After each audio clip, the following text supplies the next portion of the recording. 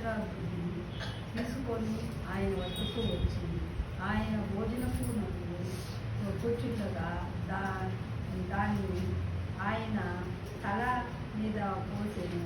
శిష్యుడు చూసి కోపపడి, ఈ నష్టం ఎరుగుదువా?